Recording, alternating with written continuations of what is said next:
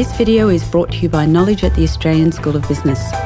For more information, please visit knowledge.asb.unsw.edu.au.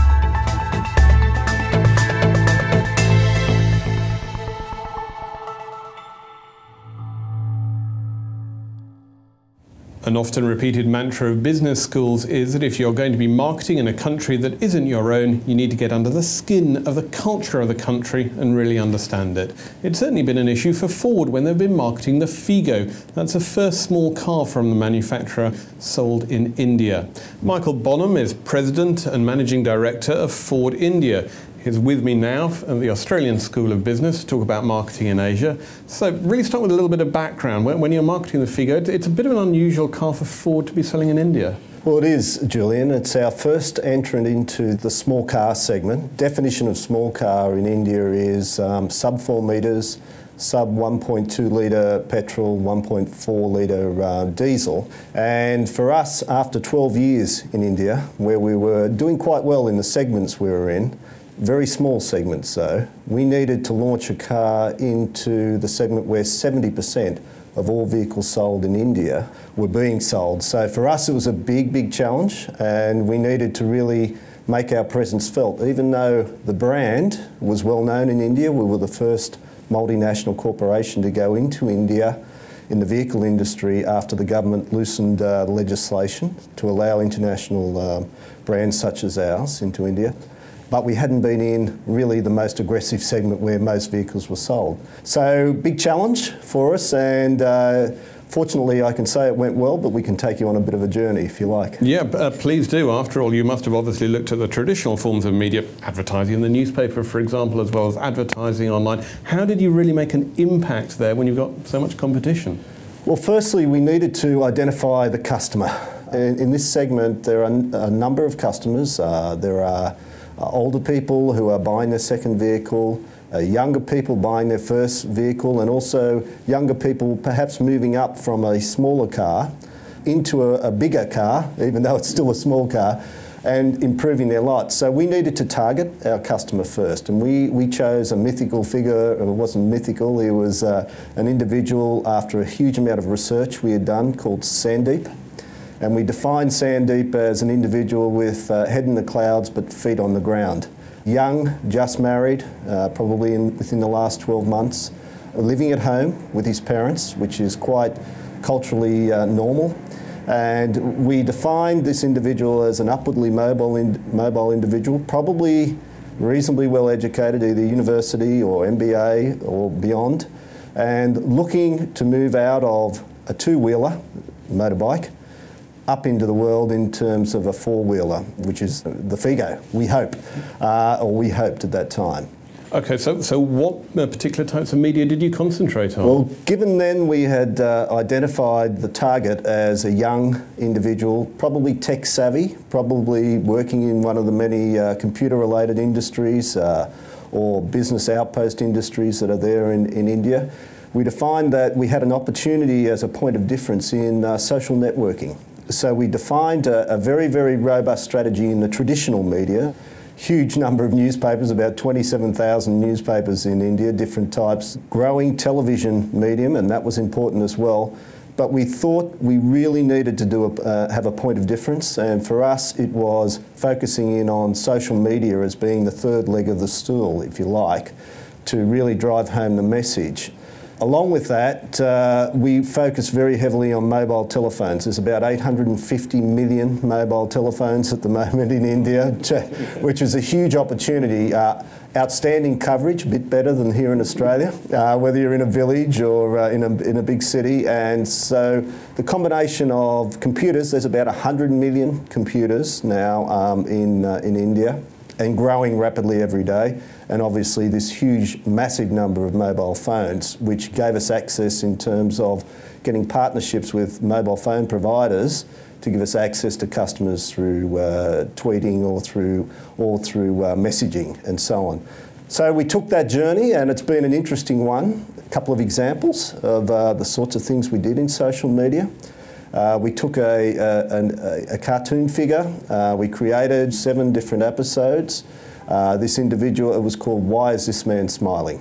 no indication that this was a Ford Motor Company or any other motor vehicle company. This individual went through difficulties that came up in 7 different scenarios: car stalling, car stopping, late for a job interview, and the individuals were following it through various mediums, Ocket, which is a big social network medium in India, Facebook, obviously Twitter, all these things combined together, and we found a tremendous outcome for us. Essentially, as the individuals went through each episode, they made some comments and put in what sort of ending they expected to come out of it, and won prizes, leading to a grand prize, which happened to be a Figo, which they didn't know right until the penultimate episode.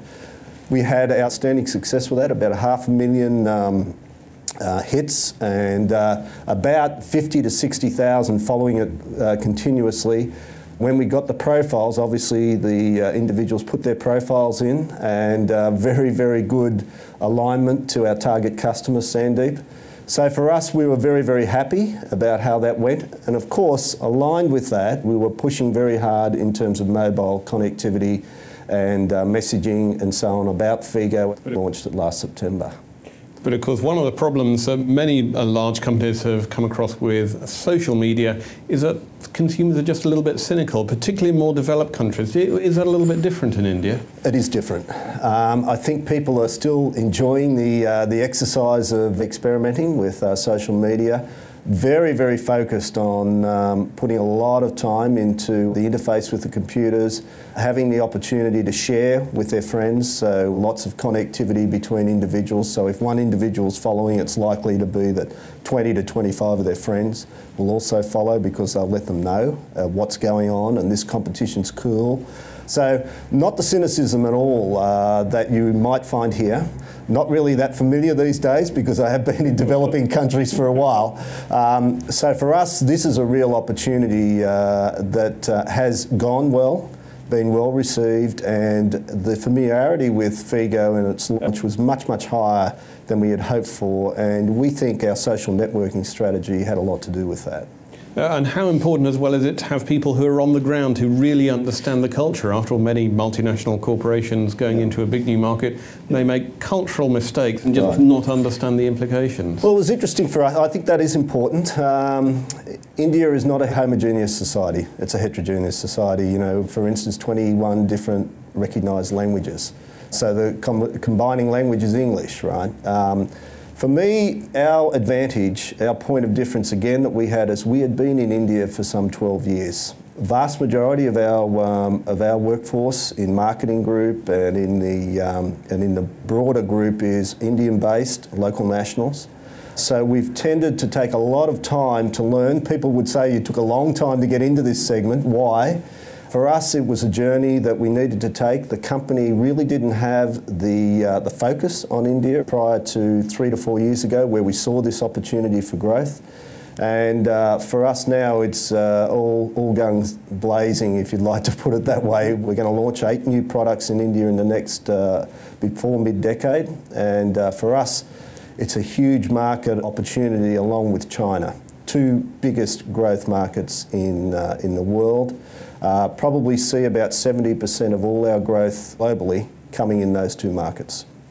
But certainly China and India and other areas of Asia are traditionally an area where companies may launch products that have actually been tried out several years beforehand in other parts of the world. Certainly I've seen that Figo is based on the old platform of the Fiesta. Correct. Do you have a problem marketing that? Do people go, hang on, this car's nearly a decade old? I think for us, we needed to be cognizant of that, but we found that is not an issue. And the reason for that is we did a total reskin. It was actually engineered in India, but designed here in Australia at our Melbourne base, and with the support of a lot of detailed research in terms of what was required in that segment. So for us, for instance, we focused on fuel economy, on low cost of ownership, so getting the price of parts, if there had to be replacements, down much lower than we'd traditionally been. But most importantly, the initial focus was on getting our material costs to a level where we could price position the vehicle in that 3.5 lakh to 5.5 lakh, and that's where that 70% of all products are sold. A lakh is about 2,200 now with parity, I guess, Australian dollars, yeah. So you've got to get the price positioning right. Then you've got to focus on, people look at Ford, global, multinational, oh, they're expensive, right? And I've never seen a country more focused on value through the ownership process than in India. So when a customer comes into the dealership, they don't just talk about the initial price positioning, they talk about fuel economy, how much a part's going to cost me, what's the scheduled maintenance requirement. And it's a hugely important knowledge growth for us in terms of what we had to do to meet the customer's expectations. I think we've been very successful because essentially about 40% now of all of the people who buy Figo are first-time car buyers. So if we do this right, this is a huge opportunity for us to hold those first-time car buyers through the life cycle of their car purchasing life. But to what extent were, say, the engineers, when they were developing it, when they were changing the car and getting it ready for the Indian market, were they aware that, say, somebody in a showroom in India will come in and say, how much is a new alternator going to be? That kind of question that maybe you wouldn't get, say, if you were buying a car in Sydney, but in India they are used to repairing cars themselves. Many car owners may have been brought up with, say, the Ambassador, that's an old Morris Oxford from the 1950s. Right. They're used to actually very primitive cars that they can work on themselves. Do the engineers? It's interesting. I think you have that group, but you also have this young, upwardly mobile group who haven't ever owned a vehicle but also want to be seen as smart. So I spoke a little bit about parts and how we focused on making sure we got the cost of parts down. The way we did that was huge localisation. So 85% of the Figo is localised. The components are built by Indian supply base. That was a significant strategy to get the cost base down first so we could price position the car right. The second element was we looked at our components where previously if an alternator failed, the customer would have to purchase a full alternator. We went and focused on that and said, maybe that's not the right strategy in this segment. We have to change our strategy, and we went into what we call a child part strategy. You can take an alternator and break it down into various smaller parts, right? So if a specific component within an alternator fails, it can be replaced without replacing the whole alternator. So you focus in on the fact that the customer doesn't want to replace a whole alternator assembly, they want to replace the failed part. So for us that was a big change in our approach because traditionally a lot of profits are made through components. We had to take a different route in this segment, and it's been one of our major point of sales in terms of focusing in on a low component cost, low scheduled maintenance costs, child part strategy, and we talk about this, have the salespeople talk about this to our customers when they come in. And for us, that's been a big improvement from a perspective of the customer about Ford in terms of overall cost of ownership. The Indian customer is always looking for some level of deal, even if it's very small, to close the sale. That's incredibly important. There's got to be a perception of, I've got a deal out of this. And for us, that is small things where we can drive home a great deal in terms of value for money, and we do the comparison with key competitive set. And then we may focus on an accessory that we put in at the final analysis just to close the deal. Michael, it's been a long journey, but you've obviously enjoyed it. Great. Thank you very much. Thanks very much, Julian. For more business news and analysis from Knowledge at the Australian School of Business, please visit knowledge.asb.unsw.edu.au.